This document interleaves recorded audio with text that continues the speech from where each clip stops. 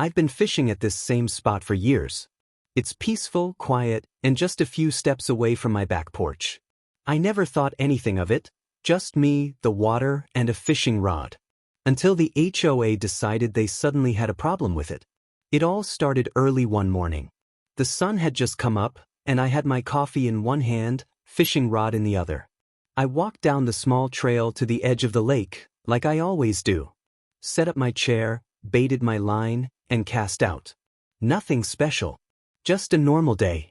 Except this time, someone was watching me. About 30 minutes in, I noticed a couple standing at the edge of the trail. Clipboard in hand. HOA board members. I knew who they were because they'd tried to find me once for leaving my porch light on too long. Same energy. One of them waved at me like they were calling a waiter. I waved back, thinking they were just passing through. But no, they started walking straight toward me. They didn't even say good morning. The woman with the clipboard pointed at the water and said, "This is private HOA property. You can't fish here." I stared at her for a second, then looked around. It was just the lake. The same lake I'd been fishing in for the last 6 years.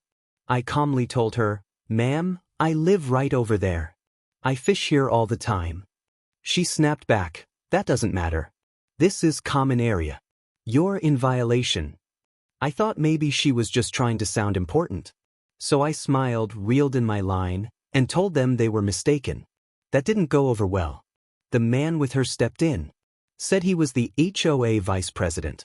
He pointed at my chair like it was a crime scene. "We've had complaints. You're intimidating other residents with your fishing." I didn't even know how to respond to that. I was literally sitting quietly, sipping coffee. At this point, I figured they'd say their piece and walk off. But no, they started taking photos. Of me. Of my chair.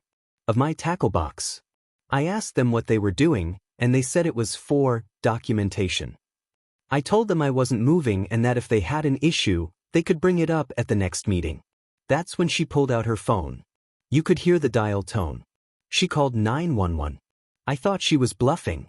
But no, she gave my name, described me, and told the operator there was a man trespassing on HOA property and refusing to leave. I actually laughed out loud. I couldn't believe what I was hearing. Trespassing? On my own backyard lake? I told her straight, "You're making a mistake. You might want to check your maps." But she didn't care. And within minutes, I heard the sirens. 2 sheriff's deputies pulled up. I recognized one of them. He's my neighbor's nephew. He walked over, calm and cool. Asked what was going on. Before I could even speak, Clipboard Karen jumped in, waving her documents, telling him I was violating HOA policy and refusing to vacate the premises. The deputy turned to me and asked if I lived nearby. I said, "Yeah, right there. Want to see the deed?" That got his attention. I walked with him back up the trail to my house, grabbed the folder from my cabinet. Inside was the original property deed, survey lines, everything. We looked through it together. And right there on page 2, it showed that the entire shoreline, plus 15 feet into the water, was part of my parcel. Not shared. Not public. The deputy nodded, took a few photos, then walked back down to the HOA duo. I stayed back, watching from a distance. I could see her face shift from smug to pale as he explained the situation. She didn't say a word after that. Just packed up her clipboard and stormed off. But that wasn't the end of it. Not even close. The next morning I thought it was all over. I honestly believed that showing the deed would settle everything. I even felt a little bad for how embarrassed they looked when the deputy explained the truth. But as it turns out, embarrassment isn't enough to stop a power-hungry HOA board, especially not this one. Around 8 a.m., I heard footsteps in my driveway. When I looked outside, I saw the same man from yesterday, the HOA vice president. But this time, he wasn't alone. He had a landscaper with him, someone I'd never seen before, and they were both looking at the property line markers near the lake. The HOA guy had a measuring tape and a rolled-up map. I didn't think much of it at first. Maybe they were just checking things. But when I saw them move one of the survey stakes, I knew something was up. I walked down to the lake again, calmly, like I wasn't about to lose my mind. "Can I help you?" I asked. He turned around and said, We're verifying the boundaries. Your map might be old. I told him my survey was updated just last year when I refinanced the house. Still, he insisted their version said otherwise. He even pointed to some line on his map that placed the lake under HOA control. But there was one problem: his map wasn't legal. It was just a diagram from the HOA welcome packet. Not even signed by a licensed surveyor. He didn't care. He kept talking about how shared spaces must remain accessible and how exclusive use of common areas violates community trust. I listened, then asked, "Did you show this to the sheriff yesterday?" He went quiet. The landscaper looked awkward. Then they just walked off without saying another word. That evening, I got an email from the HOA board. It wasn't a conversation, it was a notice. A formal warning letter claiming I had interfered with HOA activities and that unauthorized use of common areas would result in escalating fines. They gave me 72 hours to respond. I sat back in my chair, still holding the phone, trying to decide if I should laugh or scream. Instead, I got serious. I pulled out every document I had. The deed, the plat map, the updated survey, even the tax records. Everything clearly showed that the land surrounding that part of the lake, about 200 feet in both directions, belonged to me. It wasn't up for debate. It wasn't a gray area. The HOA had no authority. And they knew it. But they were hoping I wouldn't fight back. They were wrong. The next day, I hand-delivered copies of the documents to their office. I didn't send an email or make a phone call. I walked in, smiled at the receptionist, and said, "This is for the board. Legal copies. You'll want to read them carefully." She gave me a weird look, but I could tell she knew something was off. As I left, I noticed a few board members watching me through the glass walls of the conference room. They weren't smiling. They weren't waving. Just staring. That kind of stare that tells you they're not used to being challenged. By the time I got home, I had already decided to take it one step further. I contacted a property attorney who had dealt with HOA disputes before. I didn't want to start a war, but I wasn't going to let them rewrite history just because they didn't like me fishing. The lawyer reviewed everything and confirmed what I already knew. "You've got a rock-solid case," he said. "If they fine you, it's unenforceable. If they harass you again, we can send a cease and desist." That gave me all the confidence I needed. I wasn't just defending a fishing spot. I was defending my property rights, something these HOA board members seemed to treat like suggestions, not laws. Later that evening, I went back out to the lake. I brought my chair, my rod, and a fresh cup of coffee. I fished for hours without interruption. No HOA, no clipboard, no fake maps. Just the sound of the water and a line cast deep. But I had a feeling it wouldn't stay quiet for long. Something about the way they stared at me through that conference room window told me this was far from over. 2 days passed without a word. No emails, no knocks at the door, no one lurking by the lake. I thought maybe, just maybe, they finally realized they were in the wrong and decided to back off. But on the third morning, I got a knock. Not from the HOA, but from a county code enforcement officer. He was polite, soft-spoken. Said he was just following up on a complaint from the HOA board. I asked what kind of complaint, and he glanced at his clipboard. "They say you've placed unauthorized structures near a community lake." I stared at him for a second. "You mean my fold-up chair and tackle box?" He tried not to smile. "That's what I figured, but I'm still required to take a look." I walked with him down the trail, showing him the same exact setup I've had for years. A chair, a rod holder, a tiny cooler, nothing more. No fences, no signs, nothing permanent. He checked everything off his list and said, "This doesn't qualify as a structure under the code. I'll close the case." Before he left, I asked, "Did they really send you out here for this?" He gave a little shrug and said, "Let's just say you're not their favorite neighbor right now."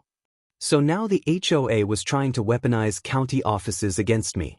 That same afternoon, I made a call to my lawyer. I explained what happened, and he sighed before I even finished. "This is classic HOA escalation," he said. "When they can't control something, they start sending in outside agencies hoping to scare you into compliance." He told me to document everything: dates, times, names, even take pictures of my fishing setup daily just in case they tried to accuse me of something else. I didn't even have time to get through that checklist before the next stunt. The following weekend, I noticed a new sign posted near the lake. It wasn't there the day before. It was mounted on a wooden stake and said, "Private HOA property, no fishing allowed. Violators will be fined." I stared at it for a long minute. It wasn't just wrong. It was a blatant lie. And it was planted right in the section of land that belongs to me. So I did the only thing I could do. I walked over, took a photo of it, then pulled it out of the ground and carried it back to my porch. About an hour later, I got another email. This time with the subject line, "tampering with HOA notices, immediate action required." They accused me of removing official signage and gave me 24 hours to correct the violation or face penalties. I replied with a scanned copy of my property deed, again. And one sentence, "This sign was on private land I own. Please stop trespassing." No reply. But the very next morning, there were 3 new signs. Bigger. This time, staked just barely outside my property line, but angled so they looked like they were warning people away from my spot. It was obvious they were trying to intimidate me without technically crossing into legal trouble. Only problem?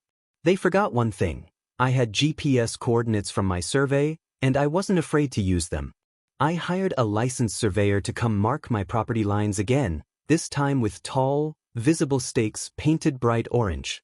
I wanted there to be no confusion. He came out 2 days later, walked the entire perimeter, and confirmed everything. The lake access I used, and even part of the trail they were claiming, was all mine. Not HOA land. Not shared space. Just mine. And when those orange stakes went up, the looks I got from the HOA office were priceless. One of the board members drove by slowly in her golf cart, squinting at the markers like she was trying to will them out of existence. Another stopped her car, took a photo, then peeled off without saying a word. They weren't used to being told no. They certainly weren't used to someone pushing back with facts. But the harder they pushed, the stronger I stood. And at that point, it wasn't just about fishing anymore. It was about showing them that no, they don't run everything, and especially not me. By now, things were tense. Not just awkward, but charged. Every time I walked to the lake, I could feel eyes on me, from behind windows, parked cars, and even people pretending to walk their dogs but never leaving the sidewalk. It was like I had suddenly become public enemy number 1, all because I dared to sit by the water and cast a line on my own land. Then came the next move. A formal letter. This time not from the HOA, but from their lawyer. The envelope was thick and official-looking. Inside was a multi-page document filled with legal language, accusations, and thinly veiled threats. They claimed I was disturbing community harmony, in violation of HOA expectations, and creating an unsafe environment for other residents. Not a single mention of the actual law. Not one reference to property boundaries. Just words that sounded important but meant absolutely nothing. At the end of the letter was a warning. If I continued fishing or refused to comply with HOA regulations, they would pursue legal action, including fines and potential liens. That's when I laughed. Out loud. Because I already had my lawyer on speed dial. I forwarded the letter to him. Not even 2 hours later, he called me back chuckling. "They've got nothing," he said. "That letter's all bark. No bite. Just scare tactics. Want me to respond?" I told him yes, and to make it loud and clear.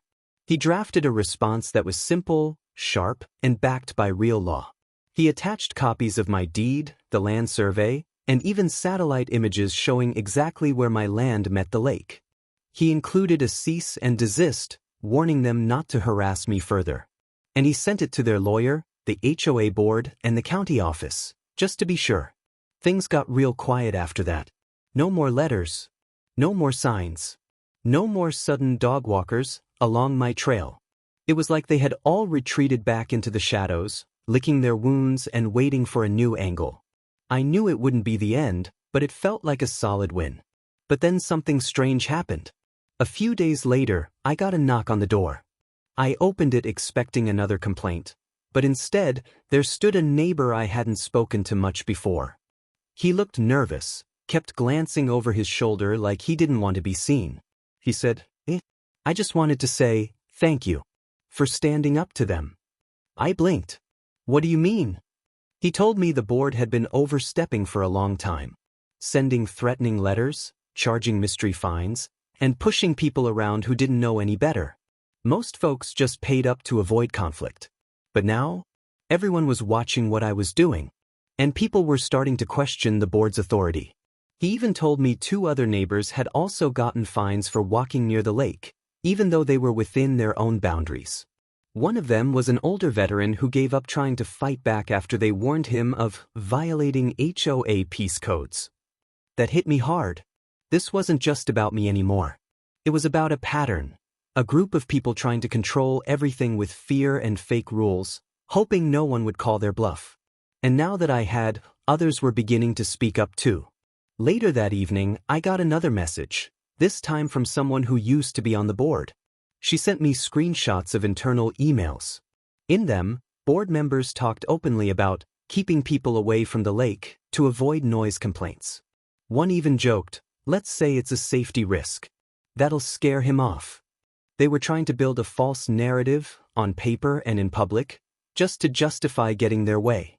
Those emails changed everything. It wasn't just petty. It was deliberate. And I wasn't going to let them get away with it. So I started making copies. I started organizing dates, names, and notes. If they wanted to play games, fine, but I was going to be 5 steps ahead. Because now, I wasn't just defending a chair and a fishing rod. I was defending the truth. And I had no plans of backing down. A week went by, and while the HOA had gone quiet, the neighborhood definitely hadn't. People started waving at me more. Some stopped by just to ask about the fishing, but I knew they were really curious about the drama. A few even pulled me aside to whisper their own HOA horror stories. Apparently, what happened to me wasn't unique. It was just the first time someone pushed back and didn't fold. That's when I realized something else had changed. The HOA wasn't just angry anymore. They were embarrassed.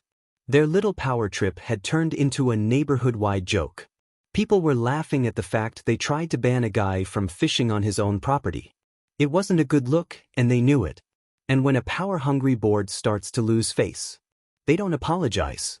They double down. One evening, I came home from a quick grocery run and noticed something odd near the lake. The grass along my trail had been torn up. At first, I thought maybe it was an animal, but when I looked closer, I saw tire tracks, thin ones, like from a utility cart. Then I saw the real problem. My orange boundary stakes were gone. All of them. Pulled out clean, not broken. Just missing. It didn't take a genius to figure out who did it. I checked my cameras, but of course, the trail was just out of view. Still, I had a hunch. So I walked to the HOA office first thing the next morning, casually asking if the landscapers had done some work near the lake. The receptionist looked caught off guard. Not that I'm aware of, but I can check. She never got back to me. I called my lawyer again. This time, we weren't playing nice. He sent a second formal notice, demanding they cease any further trespassing or tampering. He also added a line that got their attention. Asterisk, any further interference will be considered property damage and may result in legal action. That got the ball rolling. 2 days later, I received a new letter, not from the board, but from the HOA president himself. A long-winded message about community values, misunderstandings, and a suggestion that we sit down and talk things out. No apology. No mention of the signs, the threats, the emails, or the missing stakes. Just an attempt to smooth things over without taking any responsibility. I didn't reply.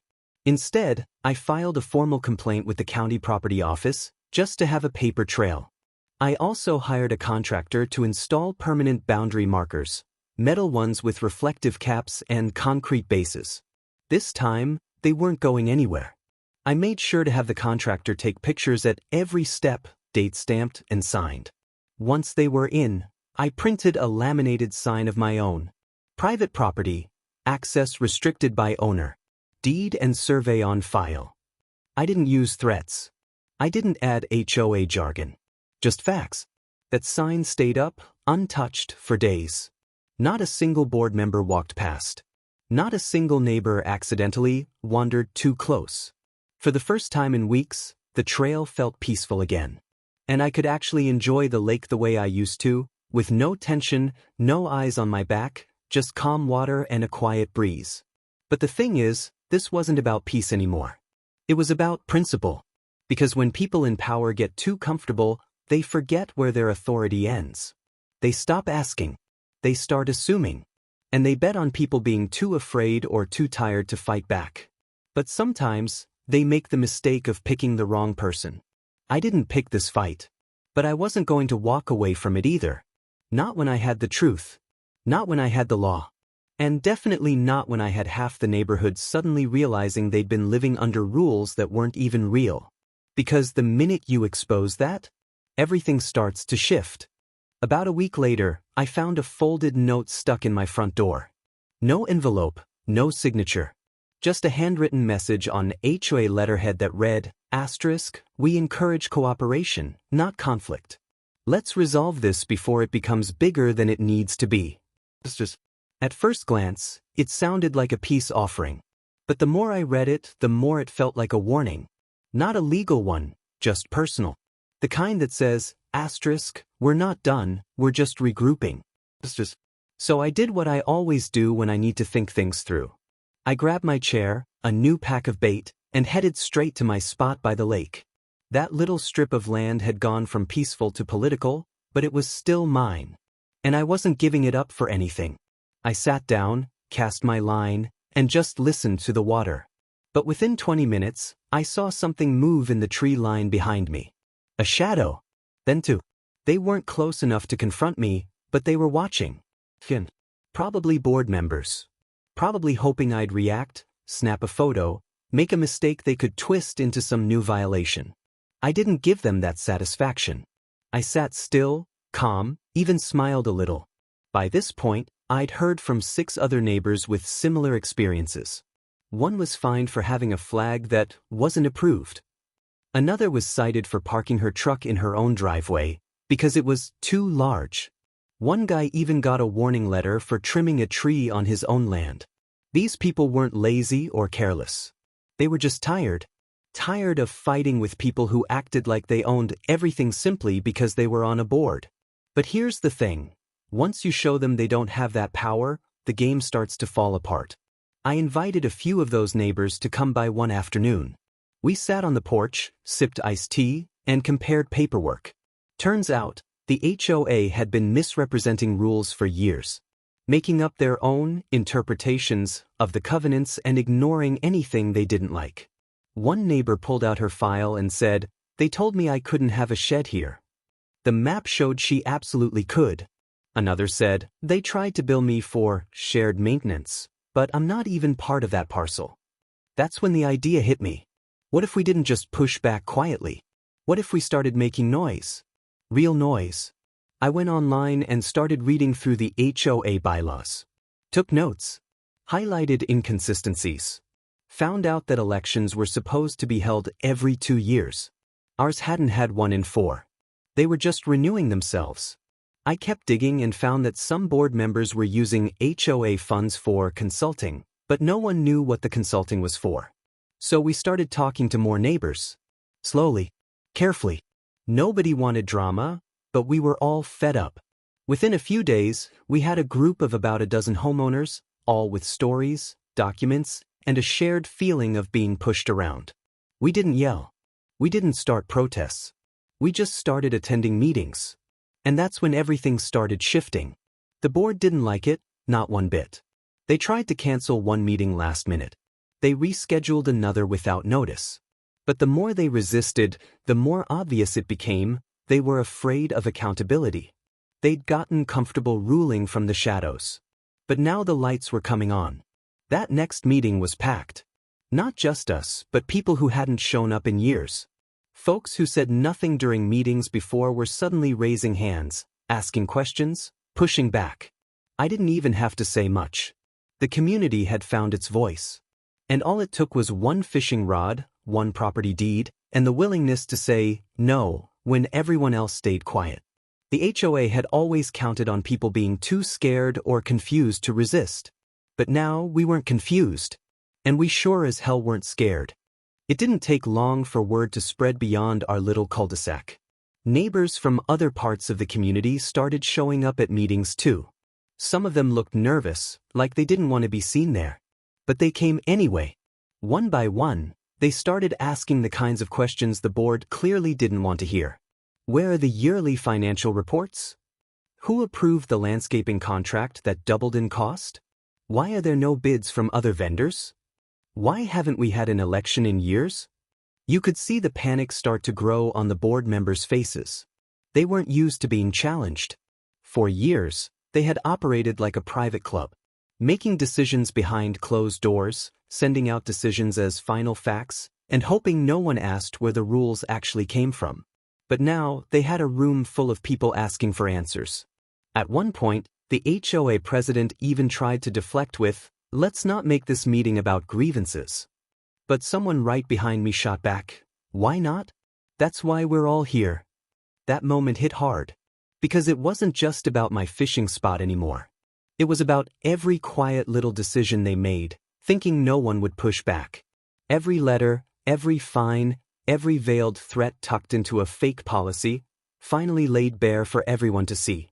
A week after that meeting, I got another knock at my door. But this time, it wasn't a complaint or a warning. It was a young guy I didn't recognize, new homeowner, maybe in his late 20s. He looked unsure, shifting his weight like he wasn't sure if he should even be there. He said, "Hey, you're the guy who stood up to the HOA, right?" I nodded. "That's me." He smiled nervously. "I just bought that house 2 blocks down. They already sent me a warning letter for leaving a kayak on my back deck. Said it was a visual hazard. I don't even live on a main road." I chuckled. "Welcome to the neighborhood." He laughed too, then asked, "What do I do?" I told him the same thing I told myself at the beginning: document everything. Take photos. Know your property lines. Read the covenants. And most importantly, don't let them scare you. He thanked me and walked away, but I could tell he was already standing taller than when he arrived. That's when it really sank in. This wasn't just a single dispute anymore. It had turned into something bigger, a shift in power, even if it was small. And it all started from one ridiculous moment when someone called the cops because I refused to leave a lake I actually owned. Now people were showing up, speaking up, standing up. Another meeting was coming, and this one was even more packed than the last. More neighbors were bringing notes, printed records, highlighted documents.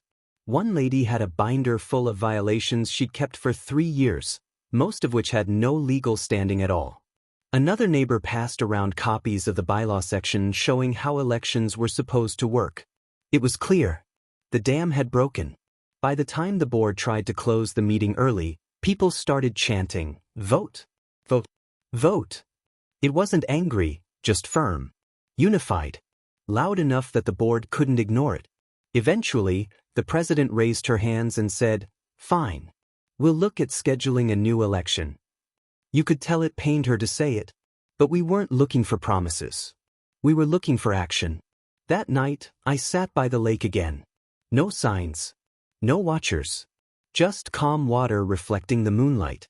I thought about how far it had come, how one fishing chair and a boundary line had led to this. Not because I planned it. Not because I wanted it. But because enough was enough. It didn't matter if you were a young new homeowner or someone who'd lived here for decades. At some point, you had to decide whether to keep letting people walk all over you, or finally remind them you're not going anywhere.